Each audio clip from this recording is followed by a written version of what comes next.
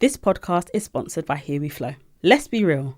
The standards in period care have been way too low for way too long. Bleach, dyes, fragrance, and we're just expected to put these chemicals in and on the most sensitive parts of our bodies. That's why Here We Flow created their Your Vagina Has Standards campaign. Your body deserves the best, and their ultra-absorbent, soft as a cloud period care are made with plant-based materials. No bleach, no dyes, no shame. So whether you're a pad, tampon or period underwear girly, next time your period decides to make her grand appearance, give her the VIP treatment. Now, on to the episode. Hi guys, welcome to another episode of Menstrual, the podcast. It is season 2.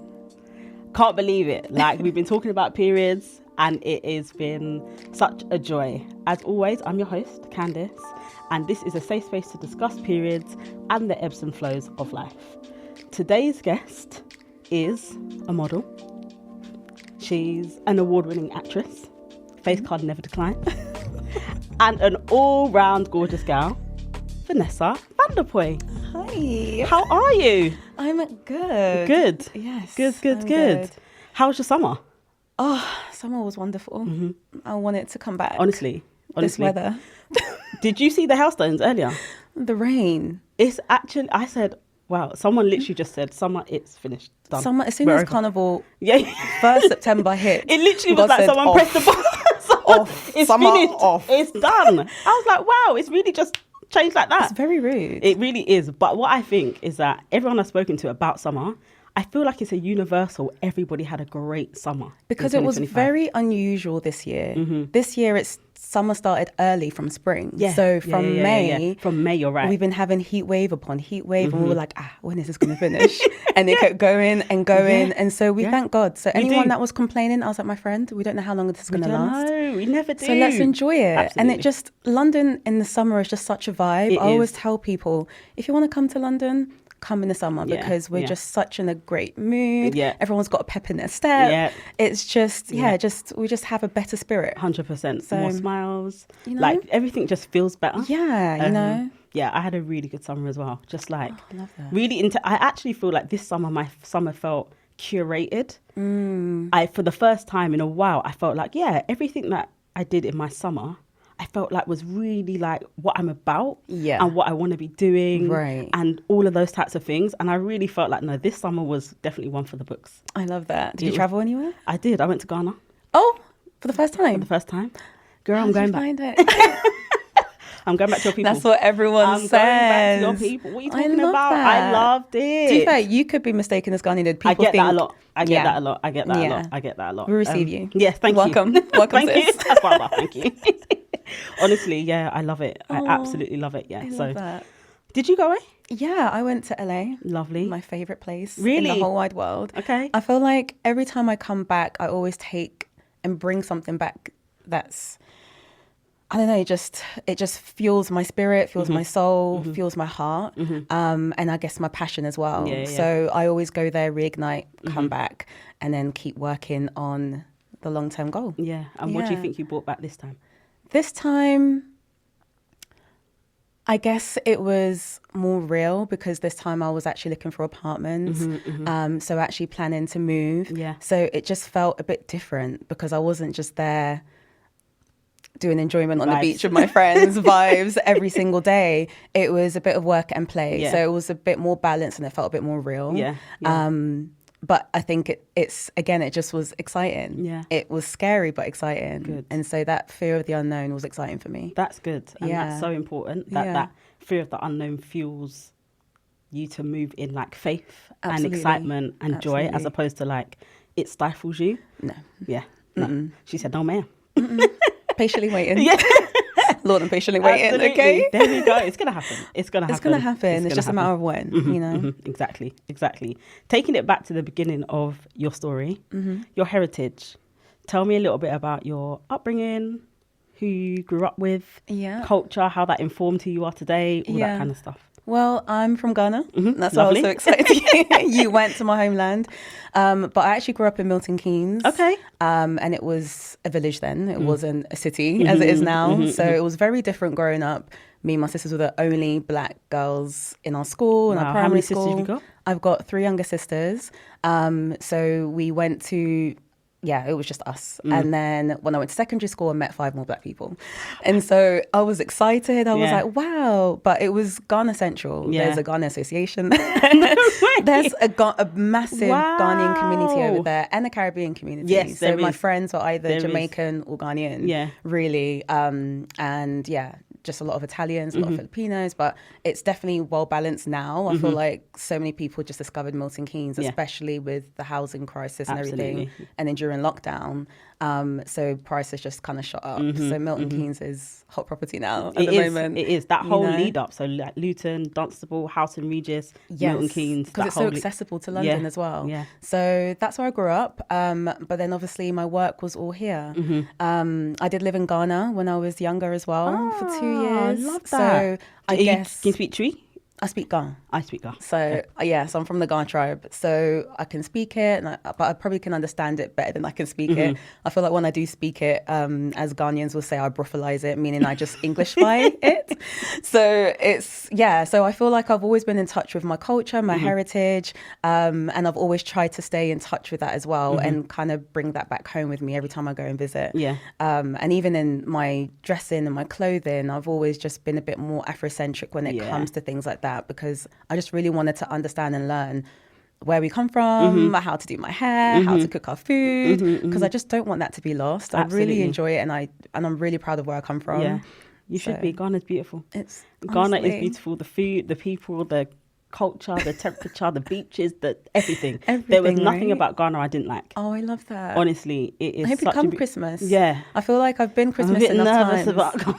I mean, you don't need to be there dirty December. But you can come in January. First week in January is always still a good vibe. I feel like any time in Ghana is a good time. But January is a bit more calm if you want to kind of avoid all the...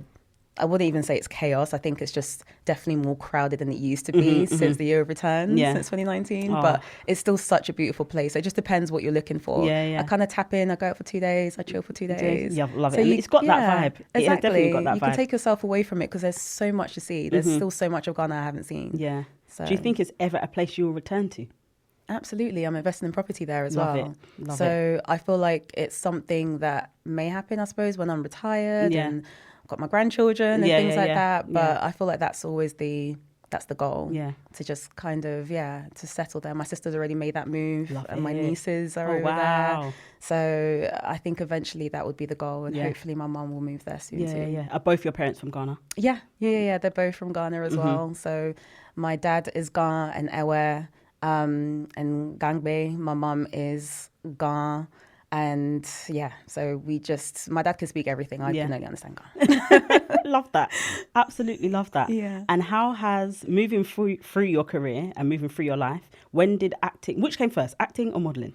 Acting came first. And how did that come about? Acting came through the death of my father. Oh, I'm sorry. So when my dad passed away when I was 13, that was a form of escapism that my tutor expressed to me. She thought it might be good for me because I became a mute, so I wouldn't talk. And I just used to express myself through drawing, which again, you draw silently. I think she was a bit worried about me. And I dived into sports as well. Absolutely love sports. So you name it, I could do it. I didn't realize I was great at shot put. Next minute, I'm shot putting for Milton Keynes. And then, oh my gosh, like I did not know my own strength. Wow. I was doing everything. I was doing relay, javelin, sprinting 100, 200 meters, netball for my county. That is insane. Yeah. So they even scouted me to play netball for England. My mum said absolutely not. Huh?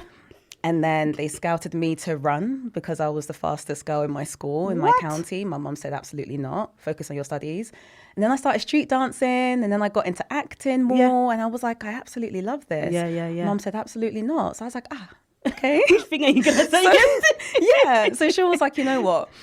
Go to school, study something academic. So that's when I leaned into criminal justice, because again, that was another thing I was really just geeked up on. I used to love watching all the crime shows. Oh, wow. So that didn't scare me, watching Crime Watch as a child and watching all those crime mysteries. I used to just delve into that. I thought that is something I can actually see myself doing, and the psychology of why people do the psychotic things they do. So I thought that's something I could do. That will be fun. So I went to uni and did criminal justice, and then afterwards I was like, I'm ready to be an actor. And she was just like, get out.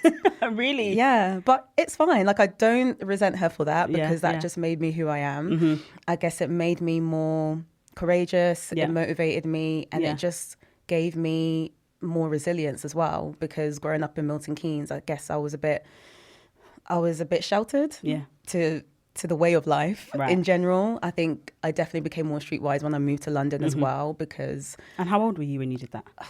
I didn't do that properly until I was 26. Okay. Then I moved to London and took that leap of faith, because Milton Keynes, 30 minutes straight to Euston. It's not far. It's not far really at not all. Far at all. It's not far at all. So I just did the commute for a while, stayed here and there when I was shooting.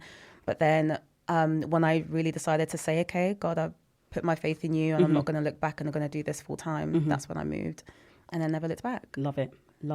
And how has your faith shaped your experiences? Like, how many times have you had to really say, God, I ain't got nothing else but you right now?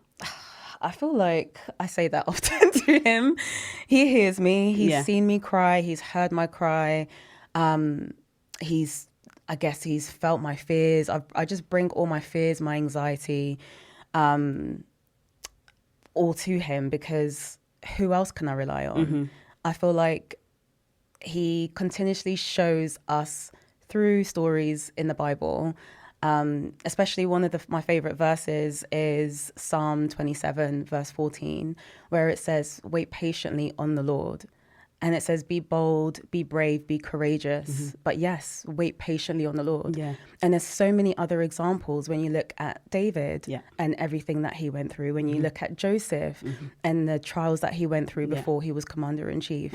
So there was so many stories that continuously remind us that what we're actually going through is nothing compared to all the strifes and I guess all the setbacks that they went through. Joseph was in jail for 7 years, you know, like the people that he thought he could rely on turned their back on him. That is one of my favorite, but it's so sad, but it's one of my favorite ones, because it just reminds us that, hey, there is a light at the end of the tunnel. And he saw his vision. He knew who he should be, and he stayed faithful, and he patiently waited. He never doubted God. And if he did, he spoke to God and he prayed to God. And that's what you have to do. You have to continuously pray to him, continuously talk to him, continuously learn from him, from the stories.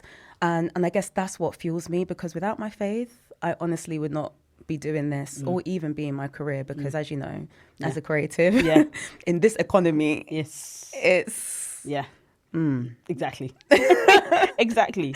Where has that come from though? Like that, like real deep rooted faith. Are your parents believers? Like where did that my parents are believers, but believe it or not, we never really went to church when we were younger.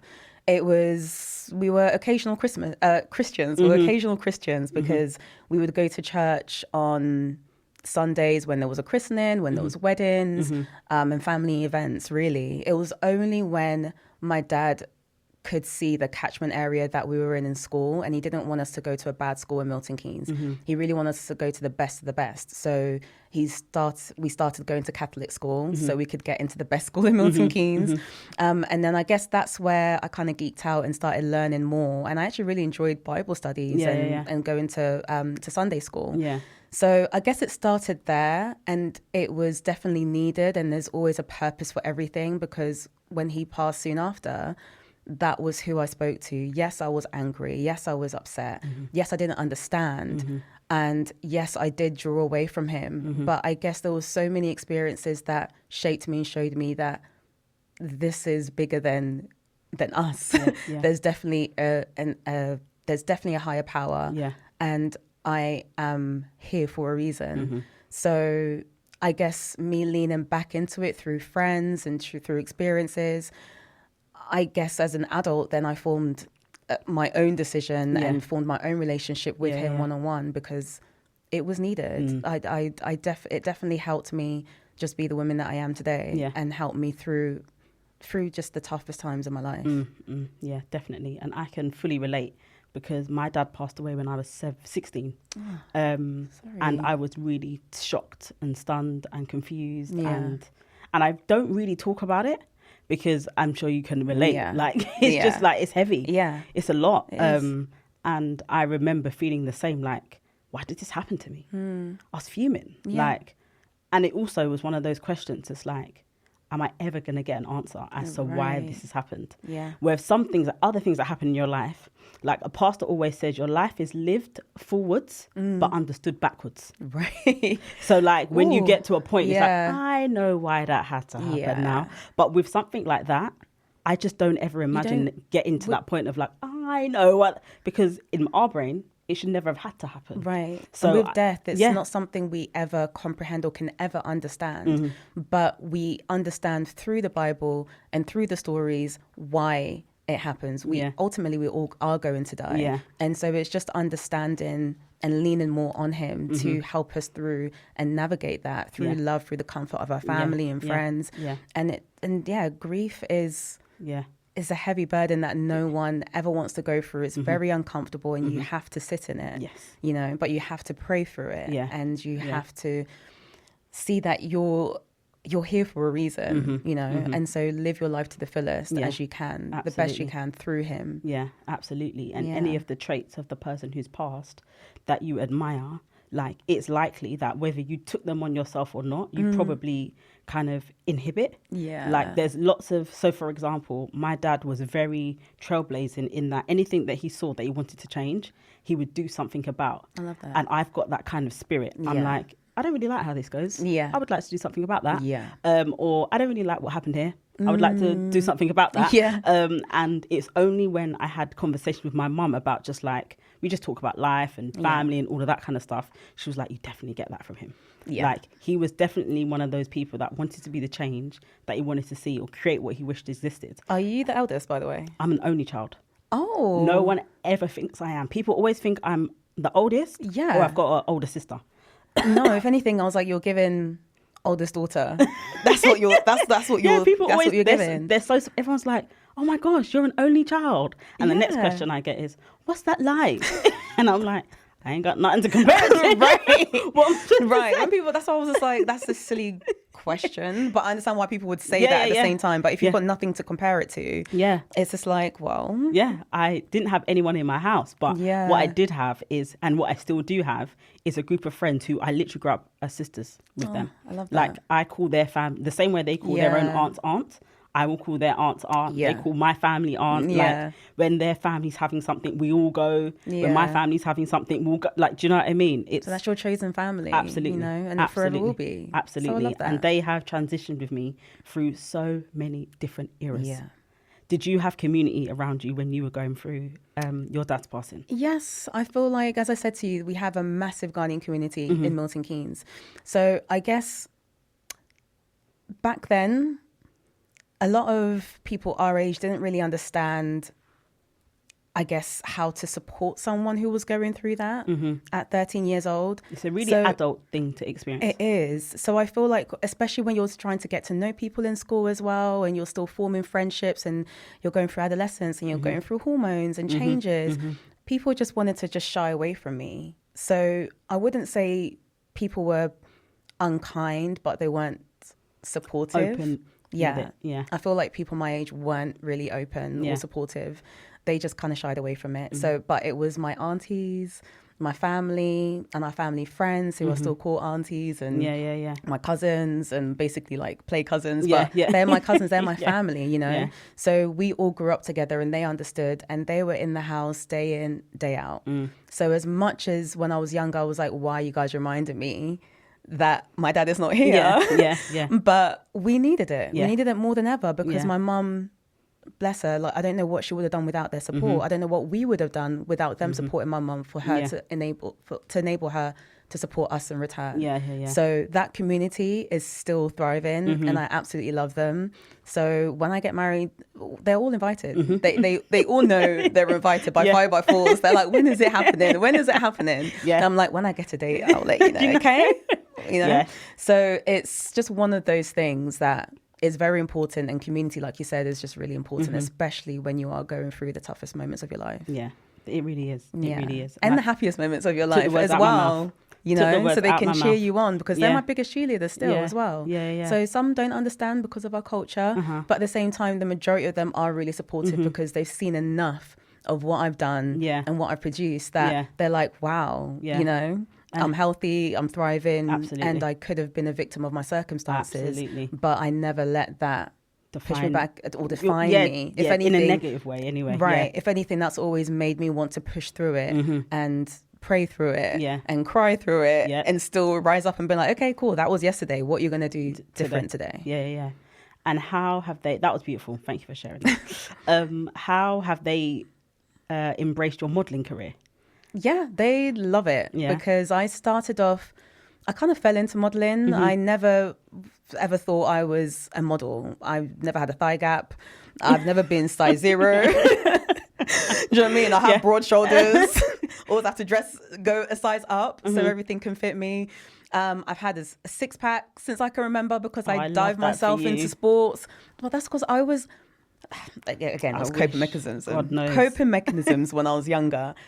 I just used to just do the craziest things. I was excessive with everything I did in a good way because I guess it just kind of took my mind off me thinking about other things and going down a dark hole. So I'm like, okay, cool, I can draw. Okay, amazing. I would go in my room and draw for 8 hours. You know, I'm like, oh, okay, cool, I'm doing sports. Okay, cool. Then I'll just be running. You know what I mean? I'm like doing netball, doing street dancing. I'm like, when you coming home? Like, I just need to do all these things. Yeah, it was your coping mechanism at the time. Exactly. Yeah. So I guess, what do I call it? Muscle memory, which is why for you. It's still slowly but surely it's still there. Gravity girl, is taking its place, but no, it's still there. I think there's still 2. Girl, I used to dance religiously. My 6-pack is gone. It's finished. But and everything is still in the right place. I feel like when you do sports, you can tell that your muscles just grow differently, and I feel like it kind of shapes your body in a different way in comparison to if you didn't do any sports. You're right. You know? You are right. Or if you didn't do any fitness or any fitness regime or have any routine in general. So I think you look gorgeous, babe. Thanks, girl. You I appreciate gorgeous. that. 6-pack or not, it's okay. It's okay. I appreciate that. On that topic, but kind of moving slightly away, your acting career, so both Bulletproof and A Song in the Dark. Yeah. Both of those are quite gory in terms of your roles. And I really wished I could talk to you more about The Song in the Dark, but I saw the trailer and said, this is too scary. So many people said that. This is so... I literally was like, oh my gosh, Vanessa is a G, because I literally was watching the trailer like this. Really? I can't do horror. I was excited. Oh my gosh, tell me. For me, horror, I guess... As I said, I used to watch Crime Watch and be like, I would dive in. I would sit there and watch Dexter whilst I was learning my GCSEs. Wow. It didn't scare me per se. I used to group all my friends together and be like, let's go watch The Ring. Let's go watch, what's it? The Blair Witch Project. Let's go in the... I remember that. Yeah, let's go to the woods at 10 p.m. and chill and we'll bring drink and then let's just sit in the woods and see what happens and watch Blair Witch. Like, we used to just do crazy things as kids in Milton Keynes to keep ourselves entertained. There was no iPad, there was no phone, so we just used to it was funny to me. So I guess I used to love getting scared or being frightened, which is why I guess I love like theme parks and it was just the excitement, the thrill excited me. So if something makes me scream, I'm like, wow, that was amazing. I'm like, that's so for me. Yeah. So I didn't realize until people told me, Vanessa, you should have given me a warning before watching it.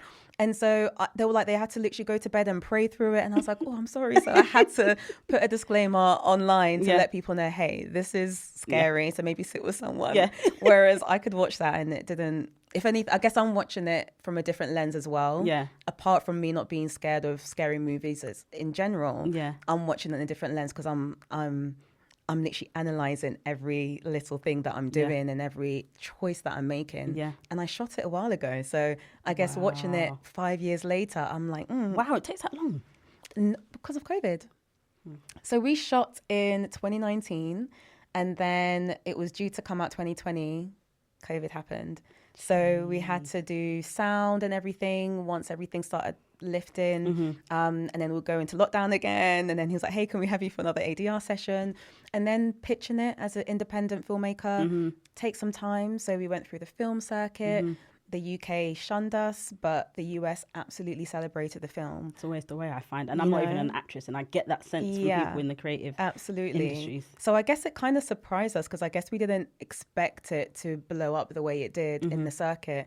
But I'm so grateful that I took that leap of faith because I know my agent at the time didn't want me to do that and was so against it because I was filming Bulletproof at the time. Okay. But I thought I've always wanted to tell more stories about my heritage and just African stories in general. So yes, it's a Nigerian girl, but I feel like Nigeria and Ghana, they're neighbors, you know? So it was great to understand and hear Ogo's story and his grandma's stories through the stories that he wrote in my character. Right. And what she entails and how she was trying to restore some sort of peace within the family. You know how I guess Africans and just Black people are in general. I guess we are quite community focused and we always try and support each other no matter what, whether there is beef, whether there is, you know, arguments, we always try and find a way to stick together and help each other out. So I guess that was the moral of the story, despite, you know, generations of family disputes, I had to come to save my family in the end.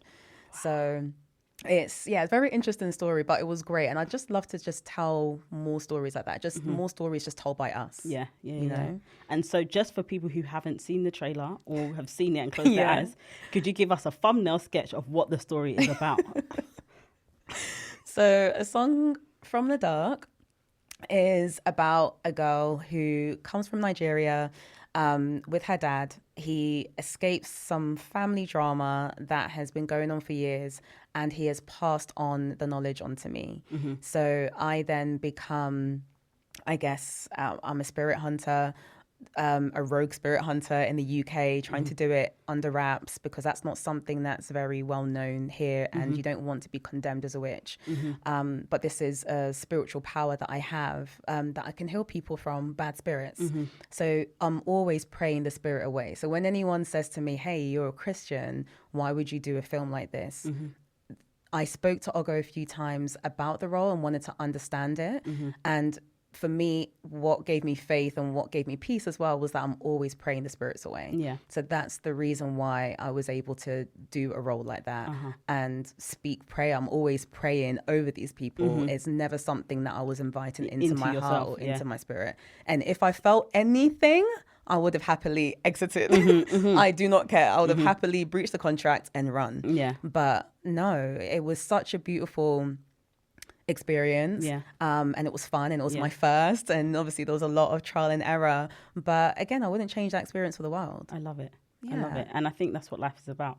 As you said, like it's a theme from your life, throwing yourself into things, new environments, and like being cool with being the only one, like to really throw yourself into a role like that. I admire it. Maybe I'll get the courage to watch it one day. I have to watch it in a group at 3:00 in the afternoon on Saturday. You know, watch it with mum if she's not scared. Worse. Worse. I've got to watch it with the girls, and we all got to be up and maybe 11 o'clock on a Saturday morning. And we can do it that way. It can't be too dark. No, man. And then just watch something light afterwards. That's what I do. That's what we'll do. If I'm really scared, I have to watch a rom-com. Like, okay. Friends or something funny. You know, at the end. Big Bang Theory. Absolutely. On the topic of big bangs in life, as women, when our period starts, it really does feel like that. Oh, Lord. Do you remember when you started? Yes. Can you tell me the story? I did not know what a period was when I started. Really? I was 11 and I came down in excruciating pain. As I said, I was obsessed with horror movies. There was movies my dad told me not to watch, and I still would watch it when everyone was sleeping. I've always been a night owl. So I remember one time I went downstairs and I watched Kerry. I don't know this film. I didn't think you want to know this film. Great. Don't ever watch it. Thank you. But I watched Kerry, and Kerry is a 80s film where she was bullied. She comes into school. She's the first one on her period, and like she leaks and stuff. People are laughing at her and stuff. But I guess once she starts her period, she gains some sort of power, and then she reigns havoc and starts basically like bleeding and blood was everywhere in this prom and everybody died. And then she caused fire. And wow, it was a very messy, gory film. That is what you call a true horror for me. And I don't know why I was watching that at 10. But I watched that and I remember like thinking, oh my gosh, I went to bed. A few weeks later, I come on my period. And I was like, oh my gosh. I started praying because I was like, oh my gosh, I'm turning into a witch. I shouldn't have watched this. This was my punishment. Oh, wow. I honestly thought that. So I was trying to stop the bleeding. I saw pads. I didn't know what to do with it, but I saw my mum sometimes used it. So I was just hiding it. And then I was in so much pain that I was like vomiting. Mum was like, straight off the rip, like when you first started. The first day I'm always bedbound, 2 days minimum. I'm bedbound. And that's been happening since I was 11. So I remember my mum, when she was just like, when I came downstairs and she said, okay, what have you been eating? I said, I haven't eaten anything. I was like crying. And like when I finally told her that this is what's happening, I'm bleeding, she was just like, she just started laughing. And she was like, oh, you're on your period. And I was like, oh my, what? And so that's when she explained to me, well, she didn't explain it to me. She just said, oh, this is something that happens every month. You're a woman now. So just use a pad. And so I'm like, huh? And so I was still crying and she just found it hilarious that I was crying. And I told her that obviously I watched Kerry and I thought that was my punishment and she found it even funnier. But yeah, she just gave me some paracetamol because I got a temperature and obviously I'm throwing up.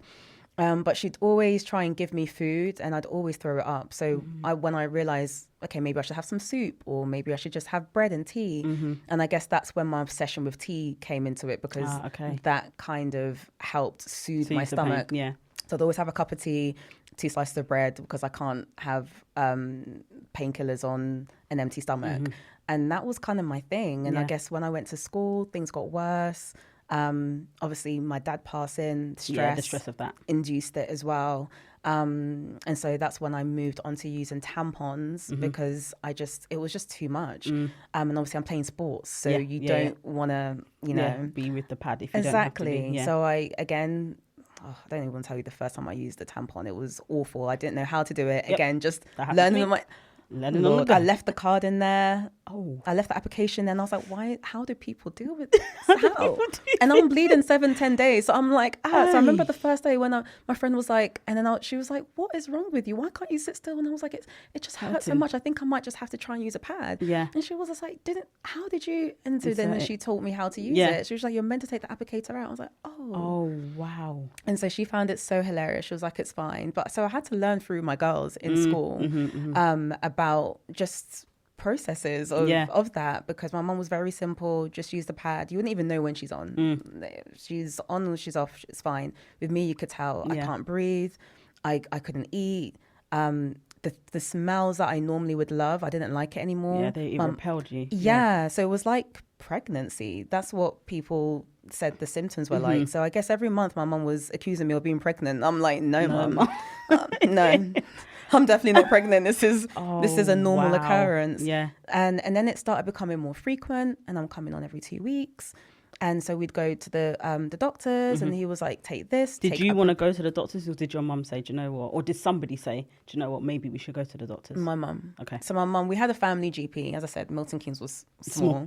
So he was Ghanaian. So he would always help me and always he'd always see us and squeeze us in if there wasn't an appointment. Yeah. So anyway, it went from paracetamol to ibuprofen to using my mum's back painkillers. So I was using 600 milligrams ibuprofen times 2. So he said I can. And how often were you taking that? I was taking that. I'll take it every 3 hours. So I'll take 2 every 3 hours. And then he said if it persists after an hour, you can take paracetamol on top of that. Were you not knocked out? Ish. But I'm in bed. So I watched This Morning with mum. I'm screaming. Then it changed to Lose Women. And then, I'm watching all the antique shows. I'm just in bed because there's nothing else I can physically do. I can't walk. So I even changed the layout of my bedroom, so it was closer to the bathroom so I could throw up. So it was just how I just used to self-medicate, thought it was normal. And some people get it tougher than others. And then it wasn't until I was 30. Hold on, please. Pick me. I have a question. Yeah. So from 11 to 30, this is what you were going through? Yeah. That's madness. Yeah. That's actually madness. So, okay. I feel like it definitely peaked when I was about 14, which makes sense. So from 11 to 14, it was like at maybe level whatever, say 5. It was like level 5, 6. Yeah. So at 14, we go up to level what? It felt like level 20 to me. And then from 14 to 30, it was level what? No, 14 to 30. To 30, I mean, yeah. Yeah, I feel like it was level 20 because that's when I was coming on every 2 weeks. I'd be on for 10 days, sometimes off for 10 days, and then on again. So it was just unpredictable. I tried the pill. My mum really didn't want me to go on it. So I didn't try the pill until I was 24. Went on the pill for 4 years. Didn't do anything. Didn't change anything.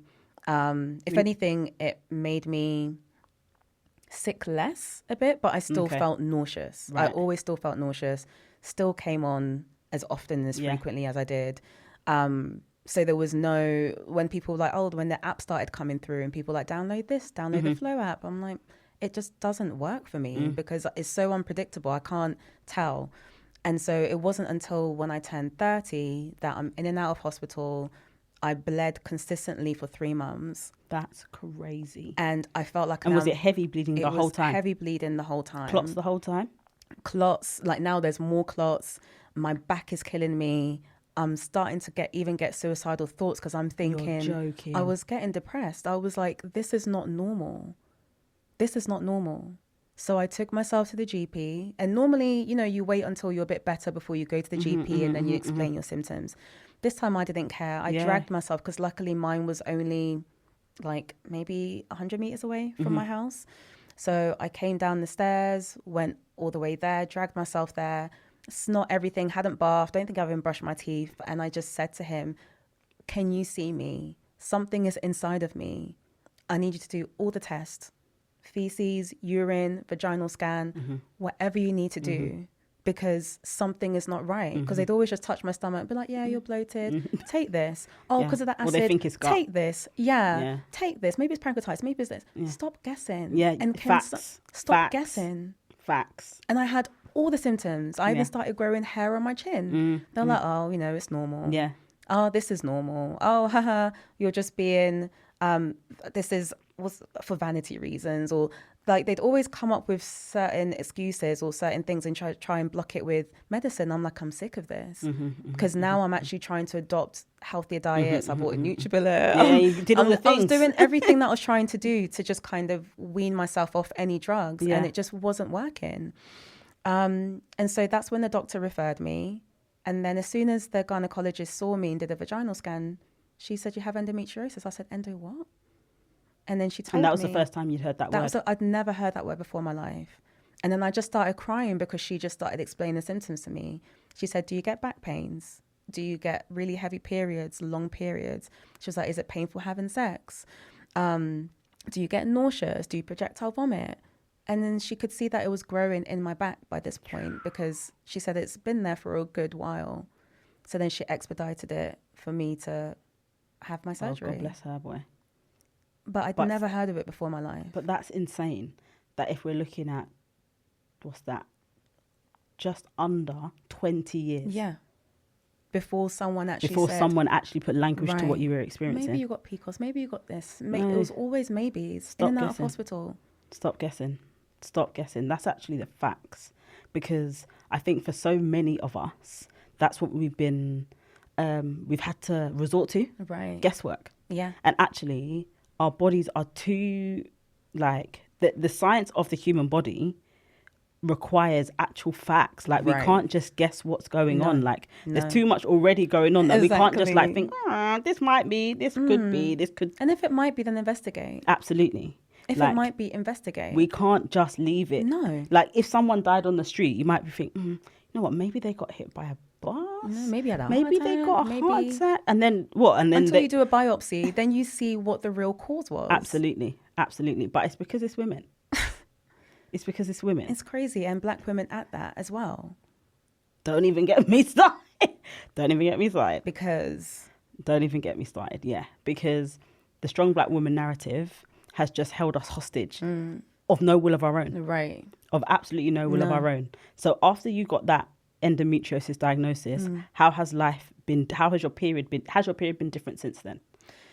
After the surgery, I had one surgery, and was that to remove the endo in your back or that everywhere? was to remove the endo in. I had to sign a form before having my operation that if it was successful, they would put the Mirena coil in, because the Mirena coil produces a serum that slows down the growth of the endo.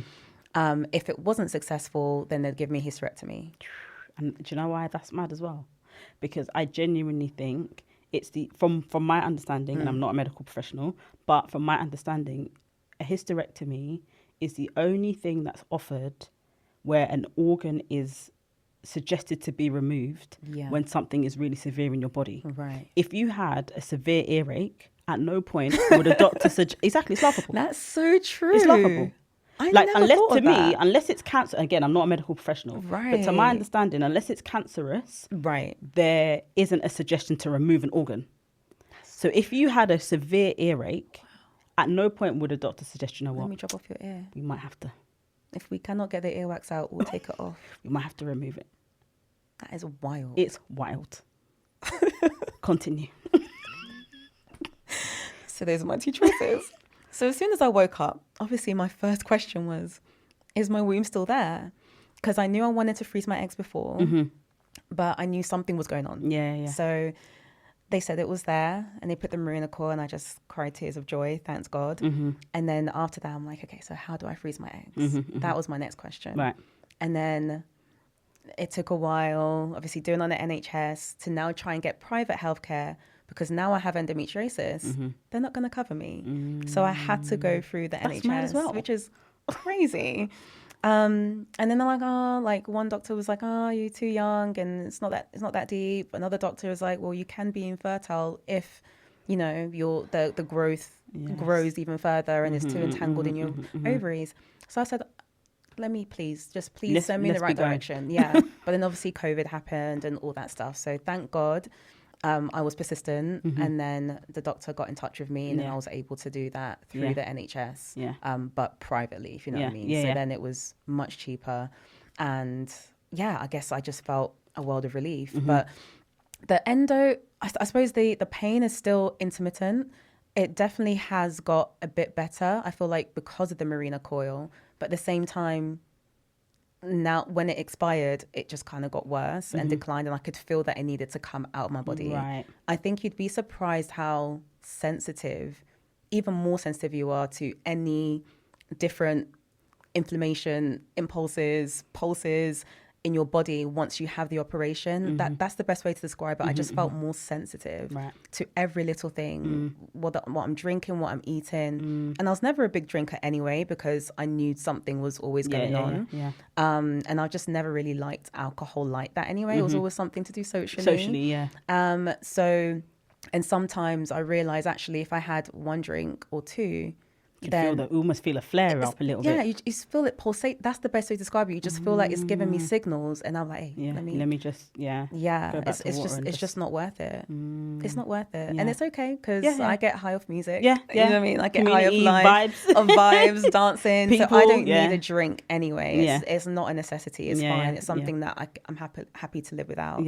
And just gluten. The same thing. I started just really listening to my body. I'm like, okay, stopped eating it for 3 months, started eating it again. I was like, okay, this is out. Again, everything in moderation. Like if I really wanted to have a cheeky pizza, I might do, but I just need to make sure I don't have work the next day.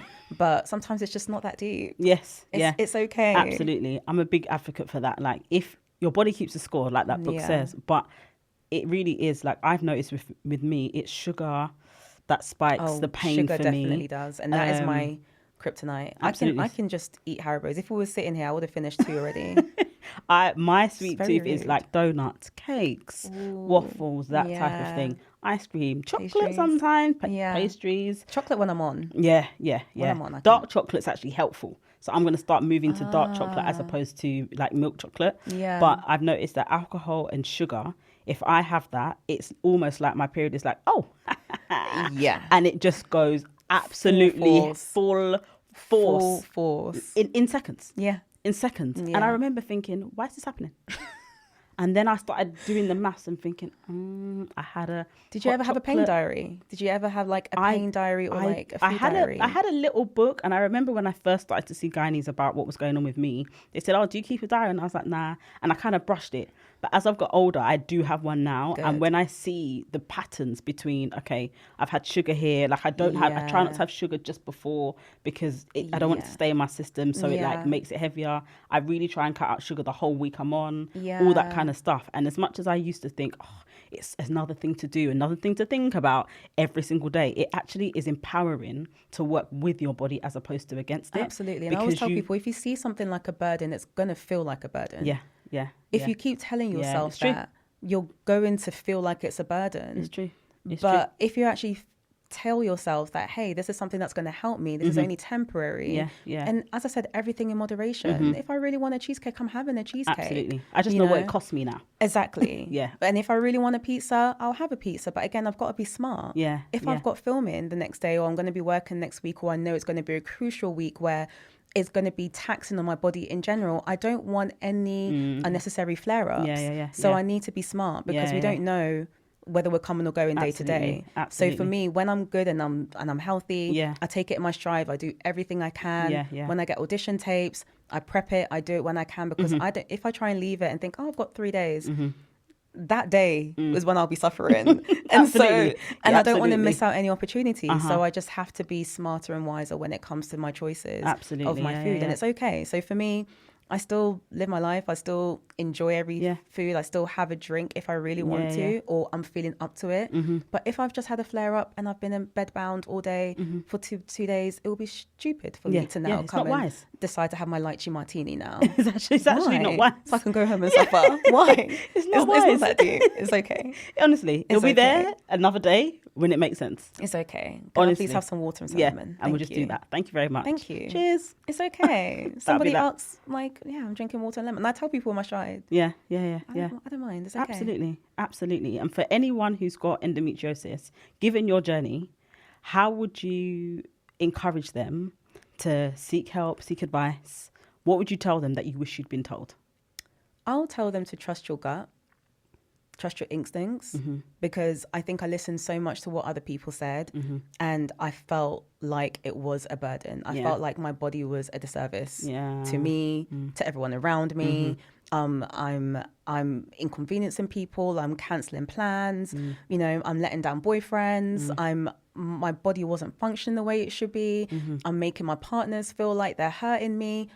My way of thinking was very distorted and very unhealthy. I want you to put yourself first. It's your body. Listen to your body. If you feel like something is feeling like an out-of-body experience, then listen to it. And make sure you tell the doctors again and again. And it's free to ask them to refer you. Tell them again to refer you. Can you please refer me to a gynecologist? And something is going on. Please refer me to a gynecologist. They have a duty of care. They have a duty of care. There's only so much they can do by touching my stomach. All these years, you're pressing the pain. You need to see what's going on inside. You're pressing the pain. I say, ouch. You'll say, okay, ibuprofen. Ouch. Okay, this for the pain. Honestly, it's not worth it. It really isn't. Make sure they refer you and actually do a vaginal scan. That's very important. Transvaginal that's the one. only way they can see. Is it that what it's called? Transvaginal scan. Transvaginal scan. That's the only way they can actually even see what is going on. So even recently I said something is different. They've put the new coil in me. I'm like, I feel off. I obviously loved my time in LA, but I was sick often than I wasn't. So I was like, something is off. It's not settling. I think I need it out. I think it needs to come out of me. She was like, okay, well, let's see. Let's book you a scan first and then we'll see. I was like, okay. Now there's a fibroid that has grown. So I was like, hey, where's the endo? Why are you talking about fibroids? It's another thing now. It's another thing now. But again, this is what I mean. If you can feel something is different, trust your gut and make sure you follow it up and make sure you get them to book you and have a scan. Otherwise, she'll tell me, oh, it's fine. Your body will settle.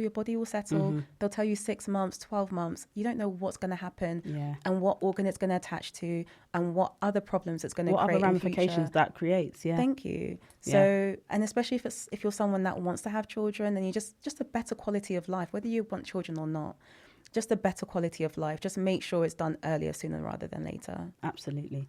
Absolutely. Well, this has been such a beautiful conversation. Yeah. There's so much more Honestly. I want to get into. So much more I want to get into, but I like leaving it like this. Yeah. So this means we need part 2. We need this part 2. means we need part 2. Part 2. So where can people follow you? Where can people find you? All that stuff. Yeah. So you can follow me on Instagram, VV Brownskin, or my website, vanessavanderpuye.com. So yeah, you can follow my journey on there and see what I'm up to next. Love it. Love it. Well, thank you guys so much for listening. I've been your host, Candice, and until next time, love you. Bye.